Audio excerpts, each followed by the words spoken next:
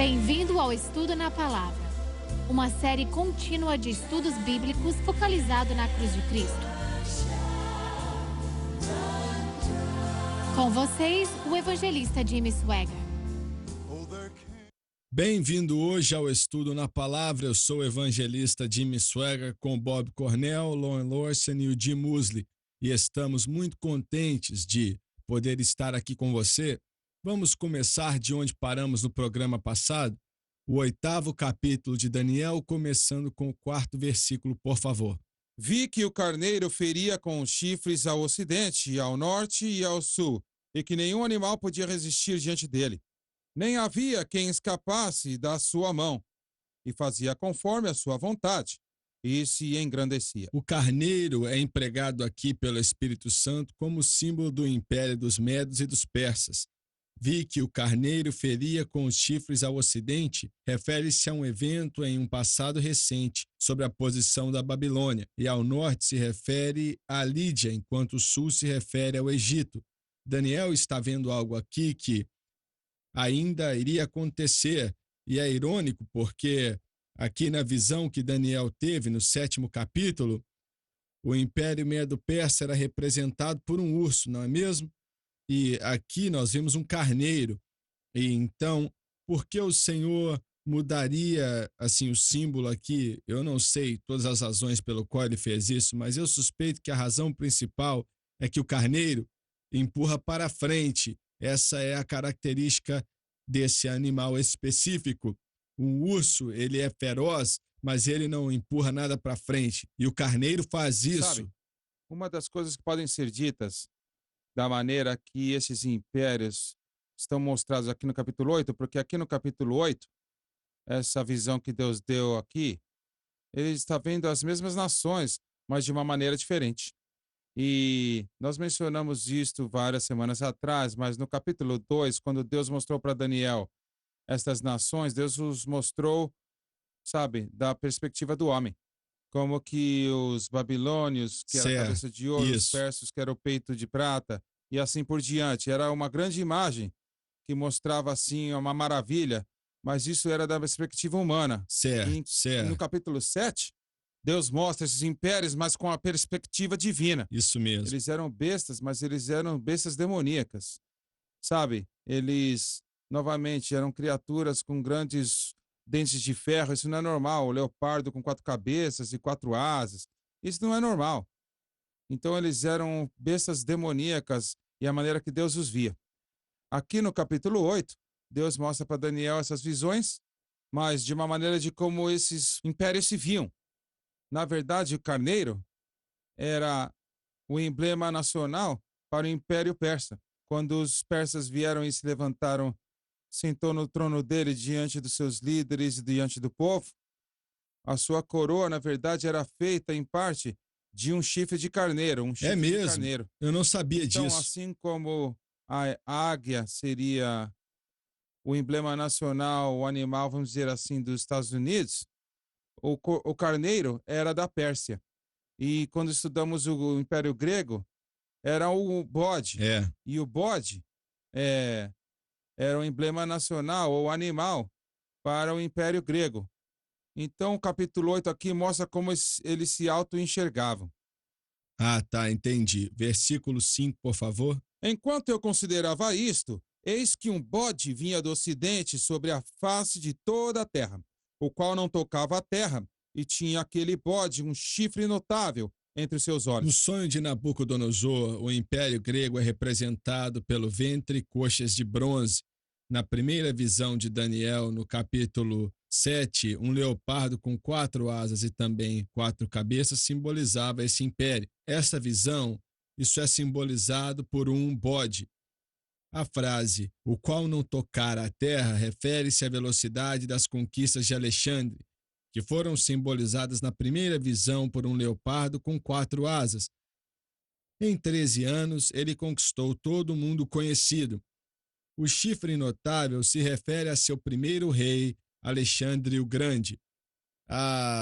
Isso aqui é uma informação fenomenal que é dada a Daniel, e ninguém mais no mundo daquela época obteve essa informação. Ele foi o único que viu isso. O quanto ele entendeu disso, não sabemos. Agora, 2.500 anos depois, nós olhamos para isso e sabemos que era Alexandre o Grande, que conquistou o mundo daquela época, estabeleceu o seu reino, ainda maior do que o dos Medos e dos Persas, maior do que o Império Babilônico e por aí vai. Mas ele, quando ele fala, quando ele fala sobre não tocar o chão, isso estava falando assim, com uma velocidade imensa, que esse império ia crescendo e aparecendo. E até mesmo hoje, eu estava estudando, assistindo um documentário sobre Alexandre o Grande e o Império Grego algum tempo atrás, começaram a dar detalhes de como ele derrotou os grandes Persa, sim. medos, não, o Império Dario Persa. III, sim. Ele os venceu e seu exército não era nem metade do exército do Império Persa. Então eles não conseguiam entender como ele fez o que ele fez. E quando acabou o programa, um pouco antes de irem para a propaganda, o homem falou: estudamos isso, os generais já estudaram a motivação, como ele fazia as coisas, Alexandre o Grande, e nós ainda não conseguimos entender como ele fez o que ele fez. Podemos mostrar a você o que ele fez, mas ainda não sabemos. Eu estava sentado assistindo aquilo e eu estava pensando, né? Eu sei um pouco como aquilo aconteceu, porque foi espiritual. E é claro que as pessoas que estavam fazendo o documentário não tinham a menor ideia das coisas espirituais, estavam olhando estreitamente de um ponto de vista militar. Daniel recebeu essa informação mais ou menos o quê? 200 anos antes daquilo acontecer? 300 anos, algo assim? Certo. A Grécia se tornou o poder mundial que conquistou a Pérsia no ano 331. E Alexandre, ele dominou a Grécia, que naquela época era uma nação escrava debaixo da Pérsia, e por 5 anos depois. Então Alexandre, ele dominou aquela nação da Grande Grécia escrava na idade de 20 anos de idade, em 335 a.C. E em 5 anos, olha quão rápido que aconteceu, o Senhor realmente está mostrando para Daniel, ele não está dando detalhes de tudo como aconteceu, mas mostrando quão rápido isso aconteceria. Mas em 5 anos, de 336, novamente, Alexandre tendo 20 anos de idade, 5 anos depois, em 341, agora ele tinha 25 anos de idade, e ele derrotou Dários o terceiro, rei da Pérsia. E foi, novamente, como você disse, mesmo os historiadores, eles veem isto, e eles ficam maravilhados que isso aconteceu, mas foram forças demoníacas que estavam por trás, que Verdade. realmente causou que isso acontecesse. E, finalmente, como o Senhor está mostrando para Daniel aqui, foi Deus, finalmente, que estava exaltando um império e derrubando o outro. O 10º capítulo de Daniel Certo. mostra isso, mas você está dizendo que ele tinha 25 anos? Quando ele conquistou a Pérsia, Muito sim. bem, agora pensa nisso. Não é possível que uma pessoa de 25 anos de idade, jovem, com a capacidade intelectual que uma pessoa de 25 anos tem, que é até algo considerável, mas ainda assim não assim, ele não sabe de todas as coisas. Ele fazer tudo o que ele fez tinha que ter sido algum poder sobrenatural por detrás daquele Certo. homem, não é verdade? Completamente. Agora, Alexandre, ele estava sendo erigido e ele tinha o melhor que podia ser oferecido para uma pessoa. Aristóteles era um dos seus tutores do Alexandre, mas Ainda não assim, não veio tem como. dele, não veio disto, veio realmente, não veio de uma coisa intelectual. Ele tinha uma força sobrenatural e uma habilidade para motivar as pessoas. Tá certo. Isso era além somente de uma habilidade humana. Eu continuo pensando que foi um anjo caído, um dos mais poderosos anjos caídos de Satanás que se rebelaram contra o Senhor algum tempo atrás na eternidade aí, e que ajudaram e que fortaleceram Alexandre o Grande a fazer o que ele fez. Alexandre o Grande não sabia, ele não tinha a menor ideia a respeito do que estava ajudando ele, se é que foi isso mesmo que aconteceu. Mas no livro de Apocalipse nós vamos ler algumas coisas que meio que dá um pouco de credibilidade ao que eu estou falando. Mas ele pensou que era sua própria habilidade, sua própria tática militar, sua própria força militar que fez com que ele vencesse essas batalhas aí. mas na verdade não foi. sabe? Mesmo os historiadores seculares vão dizer que Alexandre, mesmo que era um grande homem, assim, da maneira secular, de governo e tudo mais, e conquistas, mas ele era atormentado e ele morreu, sabe? Vai mostrar aqui para Daniel depois, mas Alexandre, ele morreu numa idade Com jovem. Ele 32 sim, anos e 8 tinha meses. 32 anos de idade.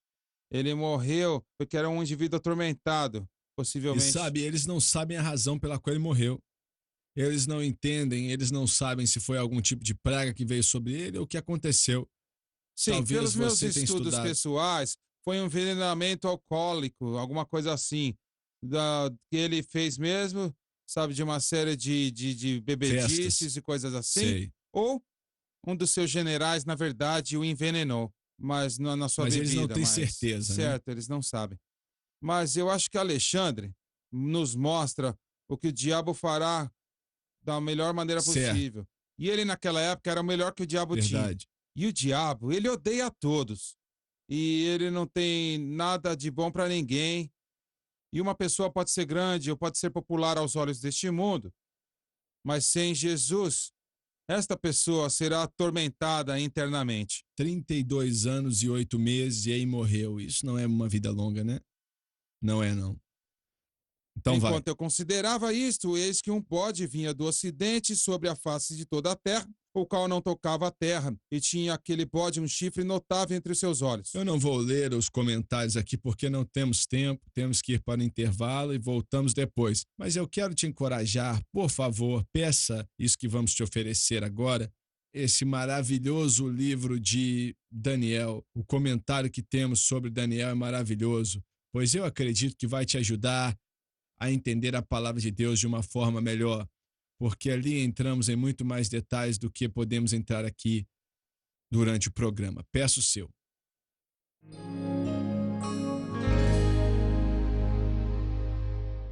A Bíblia é o único livro do mundo que nos diz o que está para acontecer nesse planeta. E o grande livro de Daniel, Daniel, o profeta estadista, o estadista profeta, entra em detalhes no seu livro, como nenhum outro livro na Bíblia, a respeito do que está para acontecer em breve. Eu disse em breve, para acontecer em breve nesse planeta. Dias tenebrosos estão por vir. Muito tenebrosos, mais tenebrosos do que o mundo já viu em toda a sua história, de acordo com Jesus. Mas alguns dias maravilhosos virão logo após esses, mais maravilhosos do que toda a história do mundo já conheceu. Daniel nos diz dos grandes impérios, desde o seu dia até o dia do anticristo, que está por vir sobre essa terra. E se você quiser saber de profecias bíblicas e você quer entender profecias bíblicas, você precisa pedir o nosso comentário sobre Daniel. Peça o seu. Agora, você pode ver aí na tela, pois nós cortamos o preço pela metade. Isso mesmo, 50% de desconto para que seja possível você comprar o seu. Escute aqui. Você vai entender, quando você pegar isso e começar a ler esse livro e estudar, você vai entender o que está para acontecer nesse planeta. Eu digo em breve, como nenhuma outra coisa que você já leu em toda a sua vida, pois vem diretamente da palavra de Deus.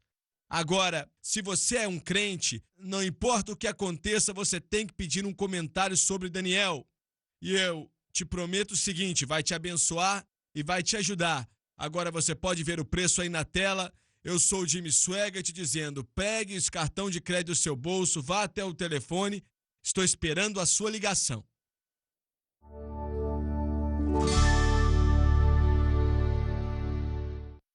Bem-vindo hoje ao Estudo na Palavra. Eu sou o evangelista Jimmy Swaggart com o Bob Cornell e esse não é o começo do programa. Olha, você tem que me perdoar, a culpa é dele, senhoras e senhores. Olha, eu sou o Jimmy Swaggart mesmo, pelo menos isso está certo. Esse também é o Bob Cornell e por aí vai. Os mesmos do início do programa. Nós ainda não mandamos ninguém embora. Ai, muito bem. Tem sido um dia longo, senhoras e senhores. Daniel 8, versículo 6, por favor. Acho que agora acertei, não é mesmo? Sim, Tá senhor. certo. E veio até o carneiro que tinha os 2 chifres, ao qual eu havia visto que estava diante do rio, e correu contra ele, com o ímpeto de sua força. Com ímpeto de sua força, mostra a velocidade de suas conquistas e a ferocidade do seu ataque, mas a estratégia militar que completamente venceu a força dos medos e dos persas, que era muito maior. Mais uma vez nós vemos, olha como o Espírito Santo coloca essas palavras aqui. Ele veio com o carneiro que tinha 2 chifres, que vi de pé diante do rio, e com ímpeto da sua força. Você vê o carneiro ali com os 2 chifres, está falando dos medos e dos persas, e eles eram os que dominavam o mundo naquele dia. Não vai haver ninguém que vai, assim, considerar que Alexandre o Grande tem capacidade de vencer esse exército, porque eles destruíam tudo que estava no caminho, mas ele seria capaz de destruí-los.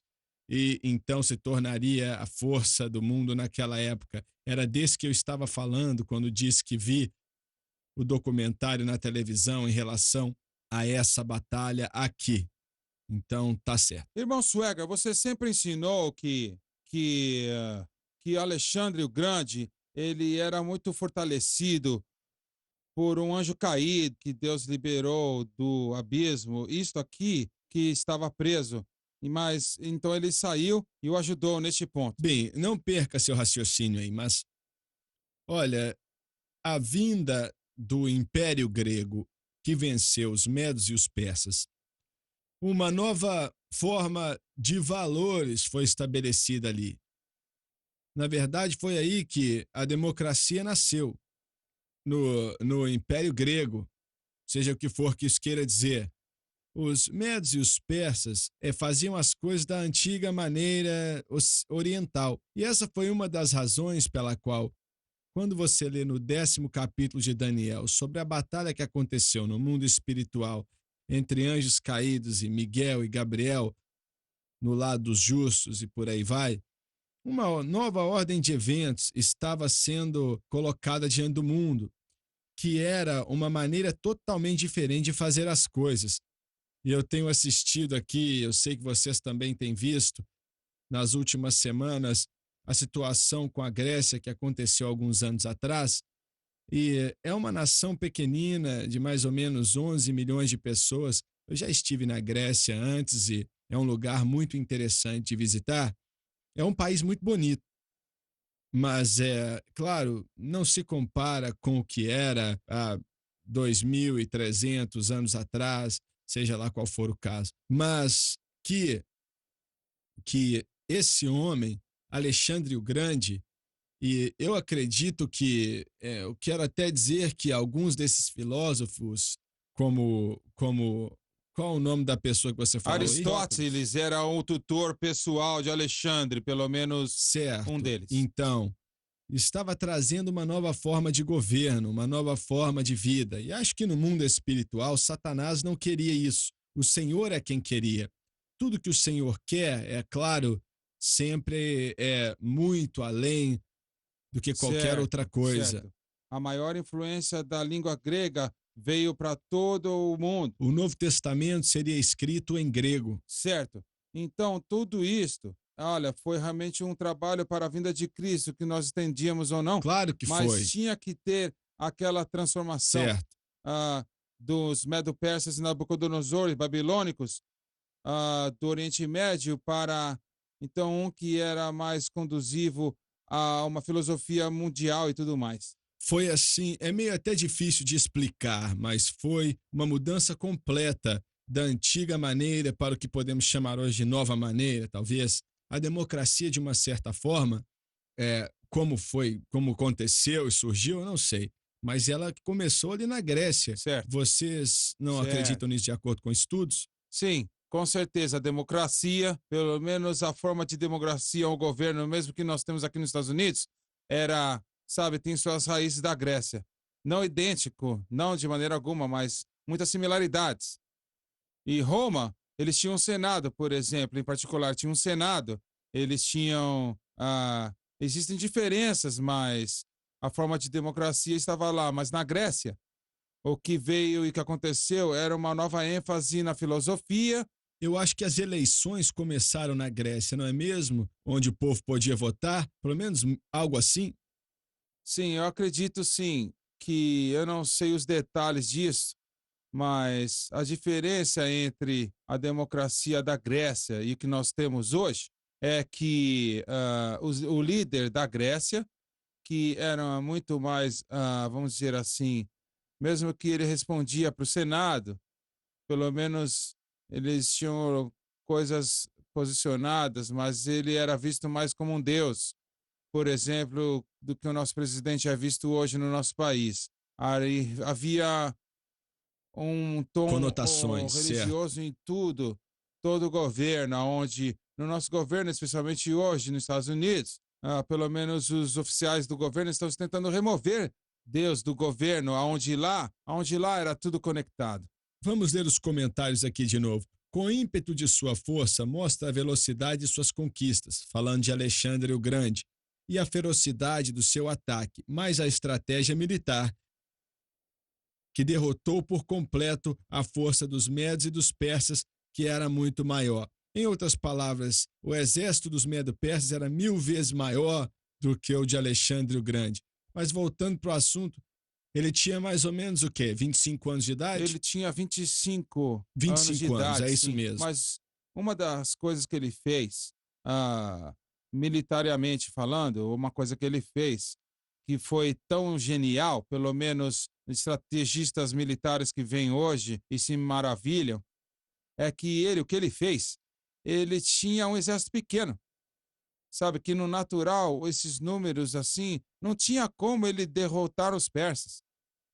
Então ele pegou um exército pequeno e dividiu-os em ainda divisões menores Que ainda. ninguém fazia na época. Exatamente. E ele os fez serem bem treinados, um exército bem treinado de soldados. Então, o que ele fez, ao invés de pegar todo o seu exército e atacar em todos de uma vez, ele pegou exércitos menores e os dividiu em ainda divisões menores, mas tiveram eles bem treinados e mais inteligentes assim no campo do que os persas e na verdade os atacaram de vários ângulos Muito bem, mas a diferentes. pergunta agora é o quê? Quem deu ele essa informação? Quem foi que ensinou isso para ele?